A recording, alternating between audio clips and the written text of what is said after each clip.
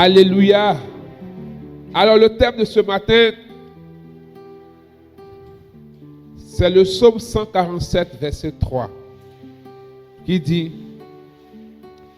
lui qui guérit les cœurs brisés et qui bande leurs blessures. Alléluia. Il a commencé à bander déjà avant qu'il parle, mais alléluia. Lui qui guérit les cœurs brisés et qui bande leurs blessures. Celui-là, c'est Jésus-Christ de Nazareth. Mais je vais remonter au verset 1 pour que vous voyez de qui on parle. Le titre du psaume, c'est Hymne au Tout-Puissant. Louez Yahvé. Il est bon de chanter notre Dieu. Douce est la louange. Bâtisseur de Jérusalem, Yahvé. Il rassemble les déportés d'Israël. Lui qui guérit les cœurs brisés et qui bande leurs blessures. Qui compte le nombre des étoiles et qui appelle chacune par son nom. Alléluia. Il est grand notre Seigneur Tout-Puissant. À son intelligence point de mesure. Yahvé soutient les humbles jusqu'à terre. Il abaisse les impies. Entonnez pour Yahvé l'action de grâce. Jouez pour notre Dieu sur la harpe. Oui, tu vas sortir d'ici en jouant pour le Seigneur, en chantant pour le Seigneur, en ayant le cœur rempli de joie, frères et sœurs. Parce que c'est le Seigneur qui restaure. C'est lui qui guérit les cœurs qui ont été fragilisés, brisés et qui pense toutes nos blessures. Parce que quand il vient guérir, il ne te laisse pas comme ça. Mais au-delà de penser tes blessures, il restaure ton âme. Il te rafraîchit. Il te donne de sentir quelque chose de nouveau et de sentir de la fraîcheur. Donc, ce matin, nous allons voir comment nous pouvons être restaurés totalement des blessures intérieures. La restauration de notre âme des blessures intérieures, frères et sœurs. Depuis vendredi soir, nous sommes en train de vivre quelque chose de merveilleux dans cette rencontre avec Dieu, mais également dans cette démarche qu'on a dans les enseignements. Et nous avons compris que les blessures intérieures sont des chocs, sont des événements douloureux qui créent en notre être intérieur des souffrances et qui peuvent même causer des traumatismes. Et nous avons compris que ces blessures influencent négativement nos vies parce qu'elles viennent colorer et teinter notre âme et changer notre identité. Ces blessures rentrent par les 5 sens de l'homme, ses oreilles, sa bouche, le goûter, l'odorat, le toucher, et viennent affecter notre âme et l'emprisonner. Donc on perd de notre identité et de notre personnalité. Et nous avons aussi vu que ce qui peut causer ces blessures, ce sont les événements qui sont liés à notre conception, la manière dont nous avons été conçus, la manière dont la grossesse s'est déroulée, la manière dont nous sommes nés, comment notre enfance, petite enfance a été vécue, comment nous avons été accueillis quand nous sommes nés, quels sont les événements qui ont jalonné notre existence. Donc, après la conception, il y a les circonstances de notre vie, les événements douloureux, échecs, divorce, rupture, séparation, la perte d'un être cher. Nous avons vu aussi que les réalités familiales peuvent causer de graves blessures. Aussi les relations amoureuses ou la mauvaise gestion de notre sexualité peuvent nous causer des traumatismes et des blessures. Nous avons aussi compris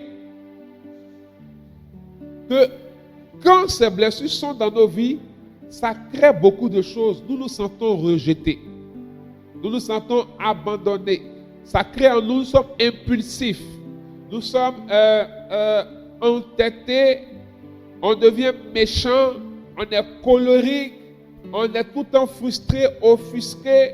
Beaucoup de choses qui souvent nous gênent et qui viennent donner une mauvaise coloration à notre personnalité. Et souvent, nous avons la peine dans notre cœur. On ne sait pas pourquoi, mais on n'est pas heureux.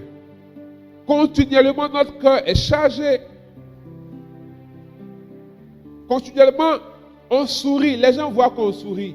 Mais au fond, il y a une telle souffrance, un tel désarroi en nous, comme si nous étions une loque humaine. On fait l'effort de tenir, mais nous sommes brisés de l'intérieur.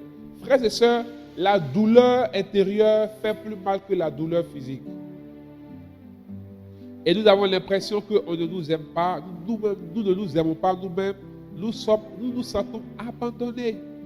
Alors, comment faire pour sortir de ce labyrinthe? Comment faire pour sortir de cette chose qui, chaque matin, vous savez, les blessures intérieures sont des poisons pour notre âme. Parce que ça fait de nous des personnes amères. Souvent, il y a des gens qui disent ils sont invivables.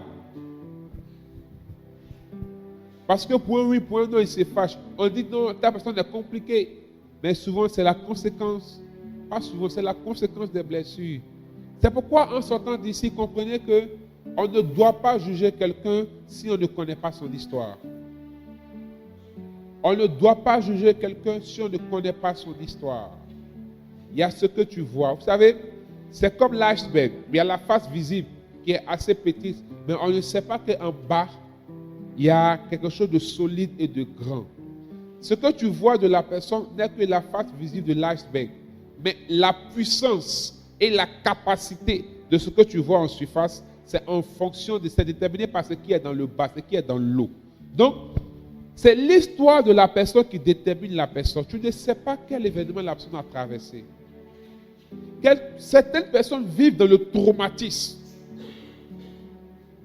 Et ça peut causer beaucoup.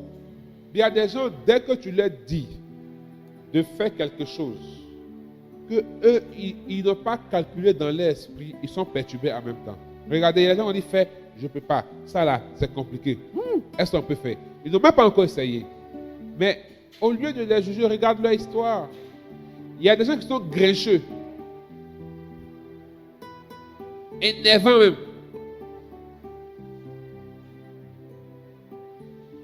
Mais quand tu ne connais pas l'histoire de quelqu'un, ne t'hasarde pas à le juger. Alors comment faire pour sortir de cette sphère? Parce que c'est comme une sphère, tu tournes là-dedans et tu perds beaucoup d'opportunités. Tu perds des grâces, tu perds des occasions. Et toi-même, tu ne grandis pas en toi. Toi-même, tu gâtes beaucoup de choses. Et que toi-même, tu payes à ticket. Et puis, tu mets sable dedans.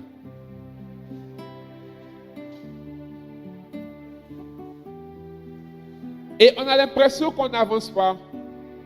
Comment sortir de ce labyrinthe? Comment guérir? Le problème, c'est pas... Vous savez, la véritable réalité, c'est que tu seras toujours face à des événements ou des situations ou des paroles qui peuvent te blesser.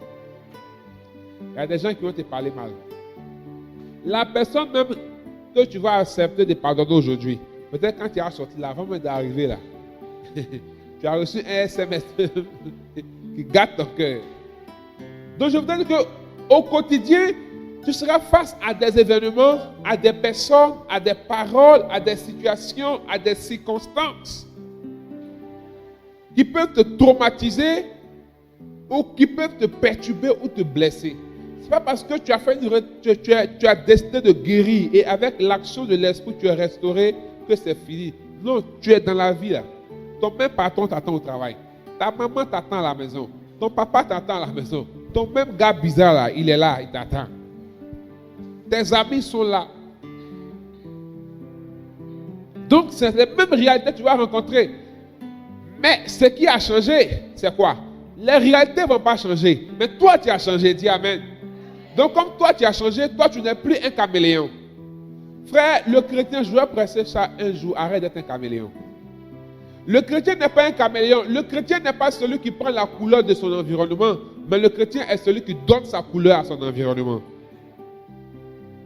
Donc, quand tu sors d'ici, parce que si on veut que notre environnement change, nous devons changer. Le changement n'est jamais extérieur, le changement est intérieur. Parce que tout part de l'intérieur. La motivation n'a jamais aidé quelqu'un, mais l'inspiration a déjà changé des personnes. On ne peut apprendre à un poisson à grimper à un arbre, quel que soit le cours de motivation, il n'y arrivera pas. Pourquoi? Parce que dans son ADN, il n'y a pas grimpé. Mais on peut apprendre à un singe qui hésite, qui a peur de grimper, on peut le motiver à grimper. Donc le tout, ce n'est pas la motivation. La motivation, elle est extérieure. L'inspiration, elle est intérieure. C'est d'aller chercher, fouiller en toi ce que tu es, ce qu'il te faut pour changer ton environnement. Les gens vont te parler mal, tu n'es pas obligé de répondre. Les gens vont t'insulter, tu n'es pas obligé de répondre. On peut te parler mal, mais toi tu peux entendre qu'on t'a parlé bien. Tout dépend de toi.